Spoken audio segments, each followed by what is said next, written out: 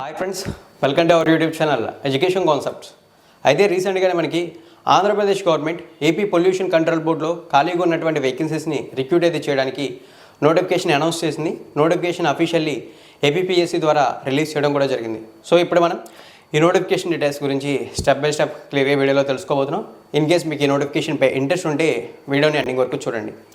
So ఇక ఒకసారి మనం వివరాల్లోకి వెళ్తే నోటిఫికేషన్లో ఇక్కడ మనకి ఆంధ్రప్రదేశ్ పబ్లిక్ సర్వీస్ కమిషన్ నుంచి ఈ నోటిఫికేషన్ రిలీజ్ అయినట్లు మెన్షన్ చేశారు.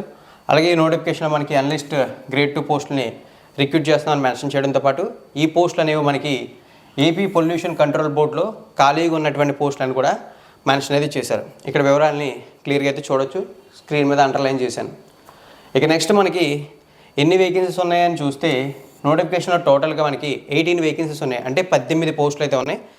ఇక ఈ జాబ్కి సెలెక్ట్ అయిన వాళ్ళకి పర్ మంత్ శాలరీ అనేది చూసుకుంటే బేసిక్ పే అయితే 48,440 రూపాయలు, మ్యాక్సిమం అయితే 1,37,220 రూపాయల వరకు ఈ జాబ్కి సెలెక్ట్ అయిన వాళ్ళకి శాలరీ వస్తుందని చెప్పారు. అంటే రఫ్గా మనం బేసిక్ పే మ్యాక్సిమం పే గురించి పక్కన పెట్టి విత్ ఆల్ అలవెన్సెస్తో ఈ జాబ్కి సెలెక్ట్ అయిన వాళ్ళకి శాలరీ ఎంత అంటే around 60,000 to 70,000 between starting salary అయితే ఉంటుంది. ఇక నెక్స్ట్ ఈ జాబ్స్కి ఎప్పటిలాగే ఏపీపీఎస్సీ అఫీషియల్ వెబ్సైట్లోనే అప్లై అయితే చేసుకోవాలి. అయితే ఆన్లైన్ అప్లికేషన్స్ అనేవి చూసుకుంటే మనకి మార్చి 19వ తారీఖు నుంచి స్టార్ట్ అవుతాయి. మీరు విన్నది కరెక్టే.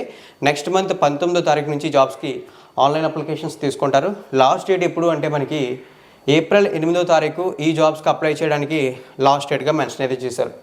అయితే మీకు తెలిసిందే కదా, ఏపీపీఎస్సీలో ఏ జాబ్స్కి అప్లై అయితే చేయాలన్నా సరే ఫస్ట్ ఆఫ్ ఆల్ వాళ్ళు ఓటీపీఆర్ రిజిస్ట్రేషన్ అయితే కంప్లీట్ చేసి ఆ ఓటీపీఆర్ ఐడితో లాగిన్ అయ్యి మాత్రం ఆ జాబ్స్కి అప్లై అయితే చేసుకోగలరు.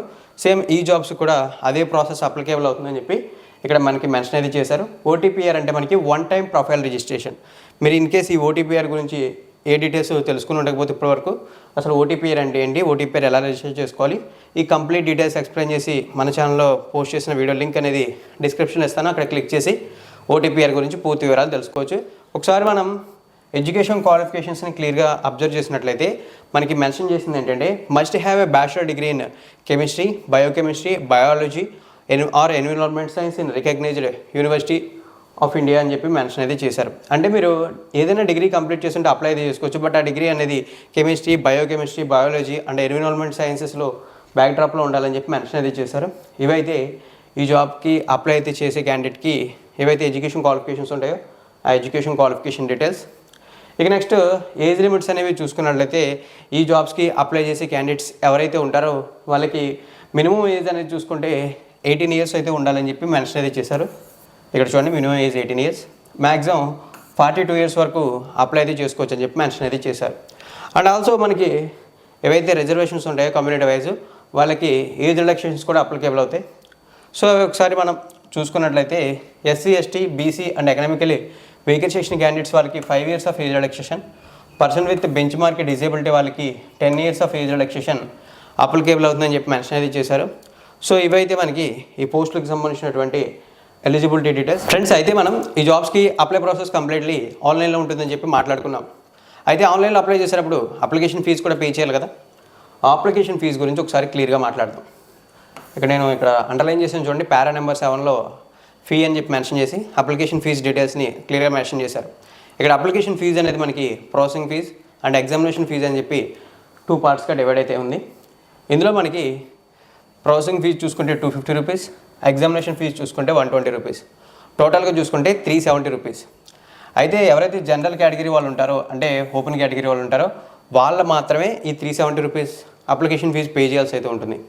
అది మనం ఎగ్జామినేషన్ ఫీజు అని పిలవచ్చు, ప్రాసెసింగ్ ఫీజు అని పిలవచ్చు, బట్ టోటల్ అమౌంట్ 370 పే చేయాలి.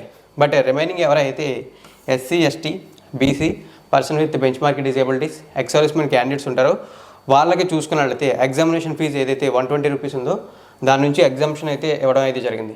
అంటే ఇన్ కేస్ ఈ జాబ్స్కి అప్లై చేసే క్యాండిడేట్స్లో ఎవరైనా SC, ST, BC, person with bench mark disability, ex servicemen candidates ఉన్నట్లయితే వాళ్ళు చూసుకున్నట్లయితే 250 రూపీస్ పే చేసి జాబ్స్కి అప్లై అయితే చేసుకోవచ్చు. సో ఇవైతే మనకి examination fees and processing fees టోటల్గా ఈ జాబ్స్కి అప్లై చేసే వాళ్ళు పే చేసినటువంటి ఫీ స్ట్రక్చర్కి సంబంధించినటువంటి డీటెయిల్స్. ఇక సెలక్షన్ ప్రాసెస్ గురించి మనం మాట్లాడుకుంటే సెలక్షన్ ప్రాసెస్లో మనకి ఒక రిటర్న్ ఎగ్జామ్ అయితే ఉంటుందని చెప్పి మెన్షన్ చేశారు. రిటర్న్ ఎగ్జామ్ అని మెన్షన్ చేసి ఆబ్జెక్టివ్ టైప్లో ఎగ్జామ్ పేపర్ ఉంటుంది, డిగ్రీ స్టాండర్డ్స్లో ఎగ్జామ్ క్వశ్చన్స్ అనేవి ఉంటాయని చెప్పి మెన్షన్ అయితే చేశారు. ఇక్కడ ఈచ్ రాంగ్ ఆన్సర్కి 1/3 నెగిటివ్ మార్కింగ్ అనేది అప్లికేబుల్ అవుతుంది. ఎగ్జామ్ అనేది మనకి తెలుగులోనే ఉంటుంది అండ్ ఆల్సో ఇంగ్లీష్లో కూడా ఉంటుంది ఎగ్జామ్ పేపర్. ఇక ఎగ్జామ్ మనకి చూసుకుంటే టూ పేపర్స్గా ఉంటుంది, పేపర్ 1 అండ్ పేపర్ 2. పేపర్ 1లో general studies and mental ability ఉంటాయి. దీనికి సంబంధించి 150 క్వశ్చన్స్ అండ్ 150 మినిట్స్ టైం ఇస్తారు, 150 మార్క్స్ ఉంటాయి. ఈ పేపర్ 2లో చూసుకుంటే మనకి కన్సర్న్ సబ్జెక్ట్ అయితే ఉంటుంది, ఏ సబ్జెక్ట్ అయితే మనం చూస్ చేసుకుంటాం ఆ సబ్జెక్ట్ అయితే ఉంటుంది. దానికి సంబంధించి 150 questions, 150 minutes time and 300 marks ఉంటాయి. టోటల్గా మనకి ఏవైతే ఈ జాబ్స్ ఉన్నాయి, ఈ జాబ్స్కి సంబంధించిన ఎగ్జామ్ అనేది 450 మార్క్స్కి అయితే జరుగుతుందని చెప్పారు. సో ఓవరాల్గా ఈ రిక్రూట్మెంట్ అంటే ఆంధ్రప్రదేశ్ పొల్యూషన్ కంట్రోల్ బోర్డు ఏదైతే రిక్రూట్మెంట్ ఉందో ఆ రిక్రూట్మెంట్కి సంబంధించినటువంటి ఫుల్ డీటెయిల్స్ అయితే ఇవి. సో ఇంకా కొన్ని డీటెయిల్స్ అయితే నేను ప్రాపర్గా ఎక్స్ప్లెయిన్ అయితే చేయలేదు, బట్ మీకు ఎంతవరకు అవసరం అంతవరకు మాత్రం డీటెయిల్స్ అయితే ఎక్స్ప్లెయిన్ చేశాను. ఫుల్ డీటెయిల్స్ మీరు చెక్ చేయాలనుకుంటే అఫీషియల్ వెబ్సైట్లోకి వెళ్ళి చెక్ చేయొచ్చు, ఏబిపిఎస్సి అఫీషియల్ వెబ్సైట్లోకి వెళ్ళి చెక్ చేయొచ్చు, లేదా డిస్క్రిప్షన్లో మీకు కావాల్సినటువంటి notification PDF link and further links అన్నీ కూడా డిస్క్రిప్షన్లో అవైలబుల్గా ఉంటాయి. థ్యాంక్ యూ ఫ్రెండ్స్, వీడియోని ఎండింగ్ వరకు వాచ్ చేసినందుకు. అండ్ ఆల్సో వన్ థింగ్, నా ఎక్స్ప్లెనేషన్ నచ్చినట్లయితే లైక్ చేసి సపోర్ట్ చేయండి. మరిన్ని ఇటువంటి రెగ్యులర్ జాబ్ నోటిఫికేషన్స్ కోసం మన ఛానల్ని సబ్స్క్రైబ్ చేసి నోటిఫికేషన్స్ కోసం బెల్ ఐకాన్ యాక్టివేట్ చేయండి. Once again thank you friends, వీడియోని ఎండింగ్ వరకు వాచ్ చేసి సపోర్ట్ అయితే చేస్తున్నందుకు.